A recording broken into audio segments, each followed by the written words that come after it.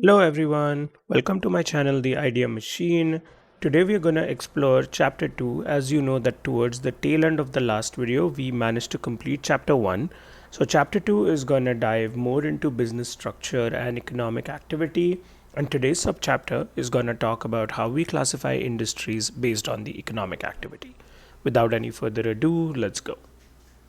Remember that ideas are easy but implementation is hard. As we set out to learn about business structure, today we are going to cover economic activity levels from the primary to quaternary industries. What this means is essentially how are there different sectors of the economy divided on the kind of services or products that they provide, and what do they consist of, and how they result in industrialization. Economic sectors. So, economic sectors essentially just depend on business activities. What they do to the market is that based on business activities, or like I said before, based on the product or service being produced, they help us classify the market on various stages from natural resources all the way up until finished goods. Let's talk about it with respect to some examples. If you're talking about a primary sector or a primary sector of a business market, what that means is raw materials. Now, raw materials can be anything from dairy farms, as the example is listed here, because that directly comes from cows and you essentially get milk there. It can be anything like horse stables, it can be farming, it basically just talks about services that directly generate at a very raw level, for example. Secondary sector, however, is a notch up from primary. It essentially talks about manufacturing. Now, manufacturing is essentially a clothing factory. It can be a mobile factory. It can be any product that you're manufacturing in a factory type of a setting. Moving from the secondary, we go into tertiary sectors. Now, this is where services come in, which most of us deal with on a daily basis. Hotels and tourisms is a very primary example.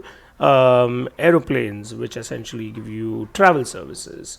A photography studio, which essentially gives you photo services. Any business that is set up in a service format will land in the tertiary sector. The last one is the quaternary sector, which is essentially the largest sector out of all of these.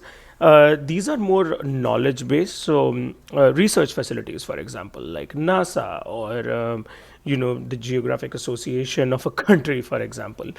These are the ones which give you a data which helps the market proceed further. But this is business knowledge that we're talking about. Do remember that when you talk about sectors, sectors do evolve over time and help shaping economic activity, resulting in growth or downturn. For example, if raw materials are less, it will directly impact manufacturing, which in turn will impact services, which in turn will impact knowledge. So that's how sectors function. Moving forward, we are quickly going to go over some benefits of industrialization. So, what economic activity does is that it helps us industrialize the market overall.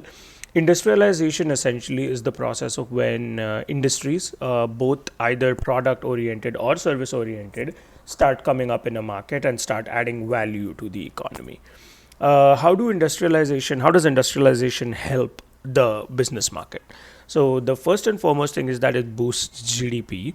What it does is it contributes to the GDP, which thereby lifts the standard of living in particular for that region.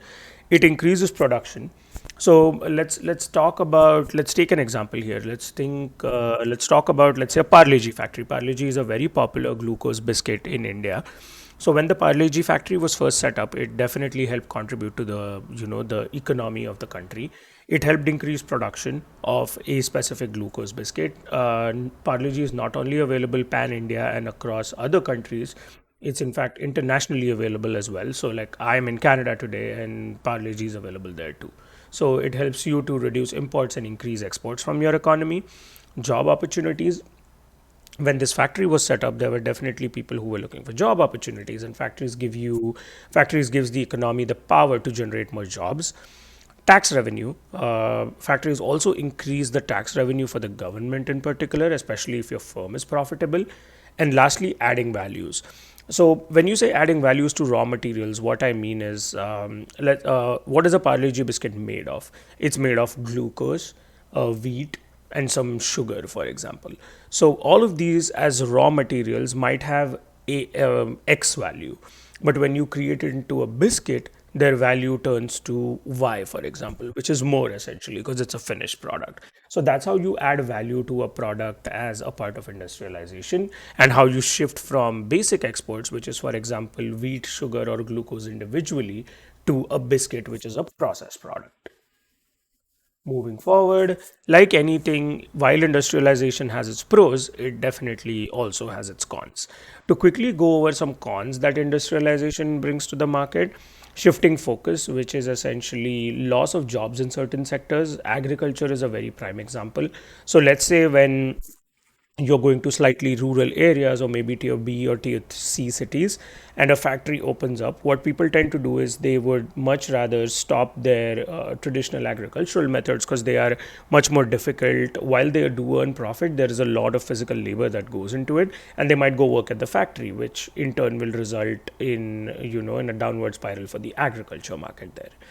Urban migration, a lot of people sometimes from tier B, tier C cities will move to a tier A city to look for a job in a factory, or to help support their family.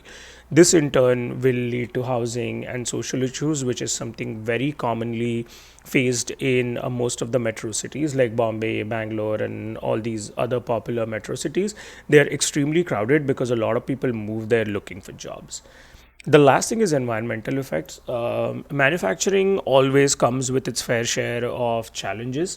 Anytime a factory is set up, they have to follow a lot of regulations, be it from an environmental standpoint, be it from a taxation standpoint. And environmentally, factories add a lot to, not only to the economy, but they also affect the environment around them. Setting up a factory might require deforestation, it might require a lot of natural resources, and therefore the area overall gets affected because of this. With this, our chapter today comes to an end. Thank you everyone for watching, and do not forget to like, share, and subscribe to Idea Machine '09. We are also available on Instagram and TikTok, where I do short form videos on the same content that you see on YouTube. So don't forget to check that out as well. Thank you, everyone.